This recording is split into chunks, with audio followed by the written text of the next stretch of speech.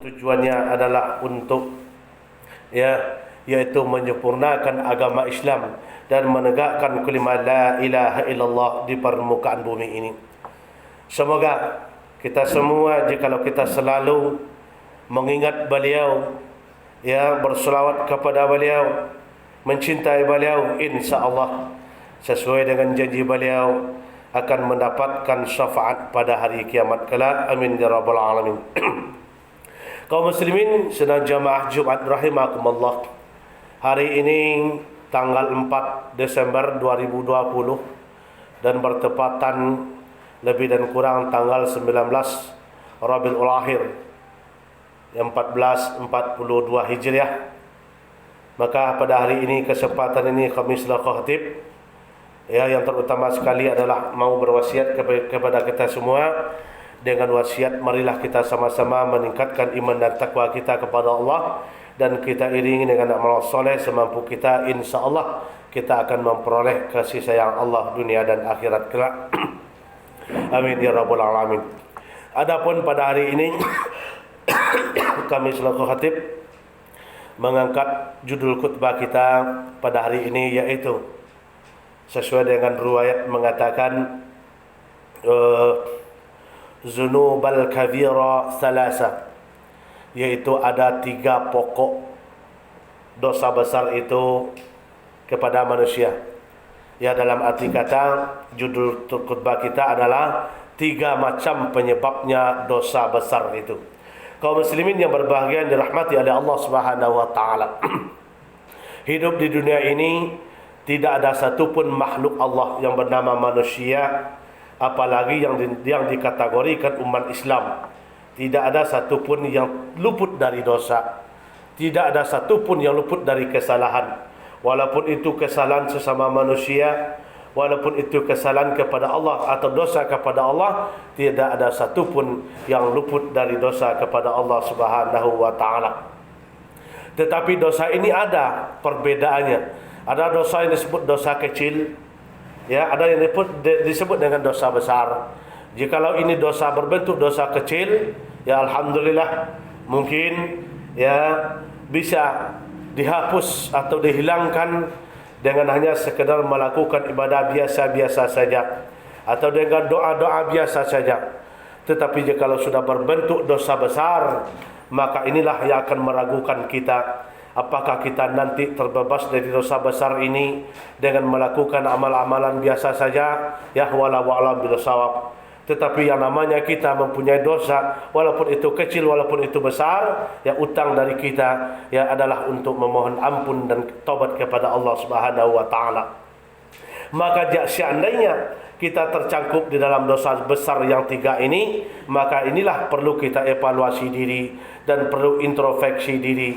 Jikalau dosa besar yang 3 ini sering kita lakukan sebelumnya atau sudah pernah kita lakukan, maka ke depannya semoga hendaknya kita menjauhi dan meninggalkan sama sekali, yaitu dosa besar tersebut. Berapa dalam ini disebutkan dalam riwayat tadi adalah Zunubal kabira, yaitu dosa besar salasa, itu ada 3 penyebabnya.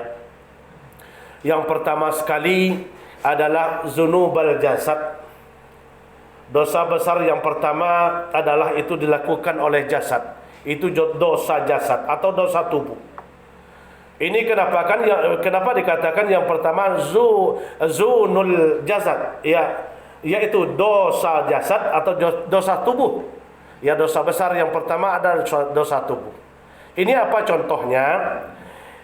Siapa orang yang mendapat dosa jasad ini, dosa tubuh ini termasuk juga dosa besar. Siapa orang yang mendapatkannya? Siapa orang yang memilikinya? Kok dikategorikan dosa besar, dosa tubuh atau dosa jasad? Ini yang mendapatkan adalah orang yang dosa besar, yang mendapatkan dosa tubuhnya itu adalah orang yang mengetahui perbuatan itu benar, tetapi mereka tidak mau melaksanakan. Dia tahu bahwa itu benar, tetapi tidak mau melaksanakan. Itu yang disebut namanya adalah al-munafik. Jadi orang yang berbuat semacam ini mendapat dosa jasad mereka. ya, matahum fasikun. Mohon maaf, yang pertama adalah fasik mereka. Maka dosa besar jasad mereka, tubuh mereka adalah matu wahum fasikun. Mereka itu waktu hidupnya sampai mati mereka fasik. Ya, maka mereka tergolong dosa jasadnya, dosa besar, dosa tubuhnya karena mereka fasik. Salah satu orang yang fasik ini adalah mereka mengetahui tetapi tidak mau melaksanakan. Mereka mengetahui bahwa itu wajib hukumnya tetapi mereka langgar. Contoh, tidak ada satupun manusia di permukaan bumi ini, apalagi orang yang telah mengucapkan asyhadu an la ilaha illallah wa asyhadu anna muhammadar rasulullah, semenjak dia kecil sampai remajanya sampai dewasanya, tidak ada kita yang tidak tahu dan tidak mengerti bahwa sholat itu wajib. Tetapi mereka enggan dan malas untuk melaksanakan, berarti ini termasuk kategorinya, ya, wa ma hum fasikun. Inilah orang yang fasik namanya. Maka dosa pertama, dosa besar, dosa jasad. Kenapa? Salat itu pekerjaan jasad. Salat itu pekerjaan tubuh. Salat itu pekerjaan syariat. Apabila tidak dilakukan, maka jasadlah yang akan berdosa besar, maka tubuhlah yang akan menanggungkan dosa besar. Maka ini dikatakan orang ini adalah wahum fasikun. Fasik mereka. Tahu puasa itu wajib, mereka langgar, tidak mau puasa. Tahu sholat Jumat itu wajib, enggak mau sholat Jumat. Padahal kerjaannya enggak ada, aktivitasnya enggak ada, cuma nongkrong aja. Tetapi malas untuk melaksanakan, fasikun, fasik mereka. Ya, sudah tahu sholat yang 5 waktu itu wajib mereka, tetapi selalu mereka tinggalkan bulan demi bulan, tahun demi tahun, bahkan sudah sampai umur 50 tahun enggak juga mau melaksanakan sholat di 5 waktu, maka wahum fasikun.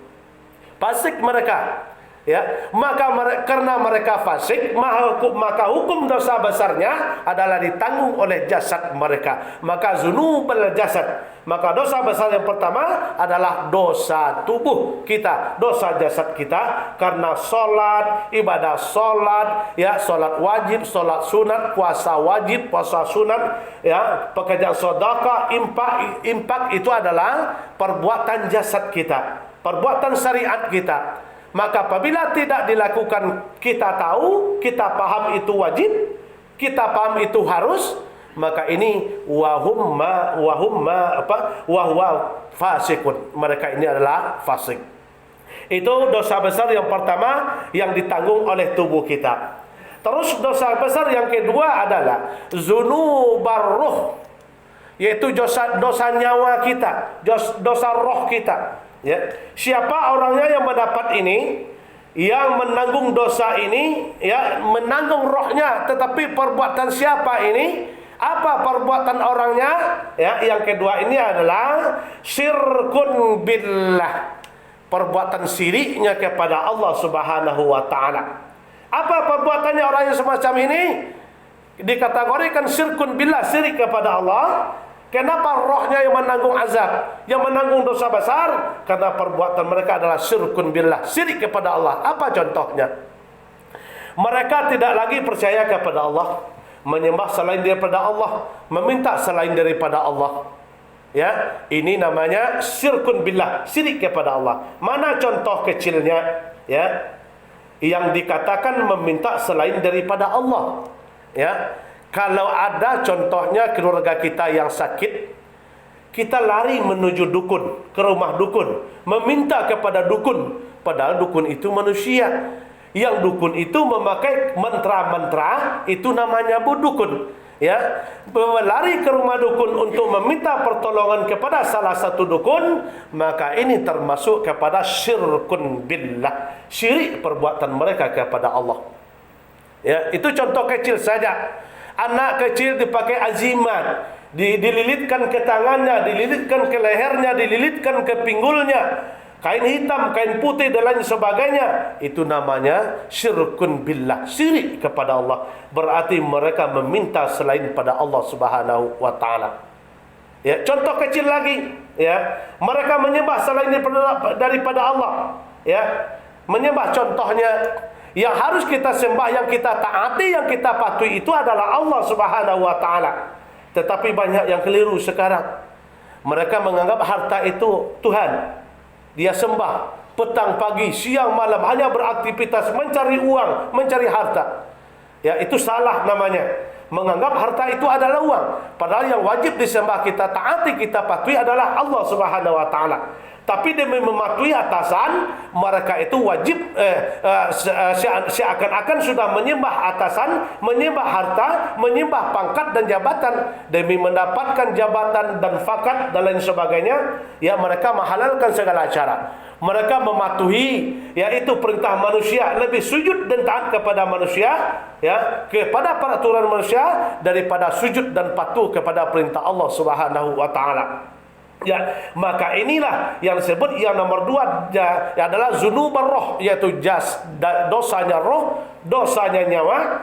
Perbuatan manusia adalah yaitu syirkun billah, syirik kepada Allah, meminta selain daripada Allah, memohon selain daripada Allah, ya, percaya selain daripada Allah, itu namanya syirkun billah, syirik kepada Allah Subhanahu wa taala. Singkat saja, itu yang kedua. Yang ketiga, dosa besar. Ya, dosa besar yang ketiga adalah zunubal qalbi. Ya, zunubal qalbi yaitu dosa hati. Dosa hati kita, qalbi. Itu hati. Bahasa Arabnya qalbun atau qalbi atau qulubi, itu adalah hati. Dosa hati. Dosa hati ini besar sekali. Ya, di hadapan Allah Subhanahu wa taala. Siapa mereka yang mendapatkan dosa hati ini? Dosa besar ini, yang dosa hati ini, siapa mereka? Mereka yang mendapat itu adalah al-munafiqun, orang yang munafik. Berapa macam orang munafik? Kata Nabi sallallahu alaihi wasallam, hadis ini dikeluarkan oleh Abu Hurairah radhiyallahu taala anhu, qala Rasulullah sallallahu alaihi wasallam, kata Nabi, ayatul munafiqu salasah. Ciri orang munafik itu 3. Itu Nabi mengatakan, hadis ini dikeluarkan oleh Abu Hurairah yang diriwayatkan oleh Bukhari. Ya, dalam Sahih Bukhari nomor hadisnya 33 sampai 34. Dalam Sahih Muslim nomor hadisnya 58 sampai 59. Ya, kata beliau, ciri yang pertama orang munafik ini iza haddatsu kazab. Apabila berbicara atau berkata, mereka ini bohong. Ya, ini banyak sekali terjadi zaman sekarang ini. Ya, menjual kebohongan, menjual fakta, menjual realita, itu terjadi sekarang ini. Ya, tapi mudah-mudahan di daerah kita, di tempat kita tidak ada. Ciri orang munafik yang pertama berkata bohong. Ya, dia berbicara di sini macam ini, nanti berbicara di sana lain lagi. Berkata dengan orang ini lain, berkata dengan orang itu lain lagi. Itu namanya bohong, ya. Iza haddatsu kadzab. Ciri orang munafik yang pertama berkata bohong. Yang kedua, ciri yang kedua, wa iza wa'ada akhlafa. Apabila mereka itu berjanji, itu dipungkiri. Ya. Setiap janjinya bohong semua, enggak ada yang benarnya. Cuman janji tinggal janji, ya itu saja yang diucapkan. Ini terjadinya juga agak kebesar kemungkinan terjadi di sini kepada siapa? Kepada pemimpin. Besar peluang terjadi di sini, ya. Yang nomor 2 ini berjanji bohong, ya, berjanji bohong. Ini besar kemungkinannya terjadi penyakit ini adalah kepada pemimpin. Tetapi semoga bukan pemimpin zaman sekarang. Ya, semoga ya bukan pemimpin zaman sekarang. Semenjelang sewaktu dia kepingin ada maunya, itu janjinya bukan main, na'udzubillah min zalik. Semua dia janjikan, segalanya dia janjikan, tetapi sudah dapat yang dia inginkan, sudah dapat yang di hatinya, janji tinggal janji. Ini. Jadi jikalau ada orang yang tidak menepati janjinya, berarti sudah masuk ke dalam kategori orang yang munafik. Yang nomor 2. Yang nomor 3 ciri orang yang munafik adalah iza an tu'minu khana. Apabila dipercaya, mengkhianati.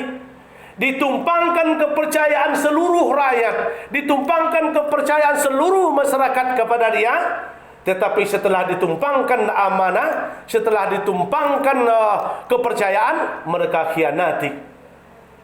Janji tinggal janji, ya, kata tinggal kata. Amanah tinggal amanah, ya. Hanya dia bekerja adalah untuk kepentingan diri sendiri. Maka inilah yang kena namanya al-munafikun. Orang munafik itu 3. InsyaAllah mudah-mudahan di zaman kita sekarang belum ada, ya. Semoga begitu, ya. Tapi kalau ada ketemu orang yang perkataannya tidak sesuai, ingkar janji, ya, pembohong, ya, tidak tepat janji, tidak memegang amanah, berarti itu al-munafikun. Berarti orang itu munafik. Ini Nabi mengatakan, bukan manusia, tetapi Rasulullah sallallahu alaihi wasallam mengatakan ciri orang munafik itulah. Jadi mudah-mudahan kita yang dari dosa yang besar yang 4 tadi, hendaknya semoga kita semua terlepas daripada dosa yang besar ini. Sebab kalau dosa besar, jemaah Jumat yang berbahagia, ya, tidak bisa dihapus atau diampunkan melalui amalan-amalan biasa. Harus kita melakukan yang namanya taubat nasuha, ya. Maka langkah taubat nasuha ini bukan gampang. Maka oleh karena itu mulai dari sekarang, tapi mudah-mudahan insya-Allah, walaupun belakangan, walaupun dulu mungkin kita tidak pernah melakukan dosa besar ini, ya, begitu juga ke depannya hendaknya, ya. Yang pertama tidak adalah zunubal jasad, dosa besar. Sudah tahu kita solat itu wajib, puasa itu wajib, sedekah itu wajib, dan lain-lainnya sudah tahu kita wajib, jangan kita abaikan, jangan kita lalaikan. Mari kita bersegera untuk melaksanakan perintah Allah Subhanahu wa taala supaya kita jangan dapat dosa besar yang pertama. Yang kedua adalah dosa roh, dosa nyawa kita, perbuatan orang syirkun billah, ya. Semoga kita tidak melakukan hal yang syirik kepada Allah Subhanahu wa taala. Mari kita percaya Allah satu, mari kita taati Allah satu, sujudlah kepada Allah satu, dan berbaktilah kepada Allah satu. Manusia itu sama dengan kita, ya, tapi menghargai boleh, wajib hukumnya saling menghargai, tetapi tunduk dan patuh dan sujud kepada manusia tidak diperbolehkan oleh Allah Subhanahu wa taala. Ini adalah dosa besar.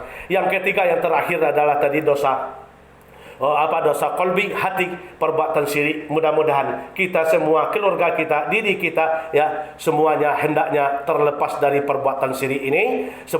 Semoga kita terlepas juga dari dosa-dosa besar yang 3 ini. Semuanya, segalanya kita terhindar hendaknya dari perbuatan yang ini, yang untuk menuju keridhaan Allah Subhanahu wa taala. Insyaallah jika kita terhindar dari dosa besar yang 3 ini, sangat gampang dan mudah kita untuk mencari ridha Allah, ridha di dunia dan ridha nanti Allah kepada kita di akhirat kelak. Fa'tabiru ya ulil absar la'allakum tatazakkarun.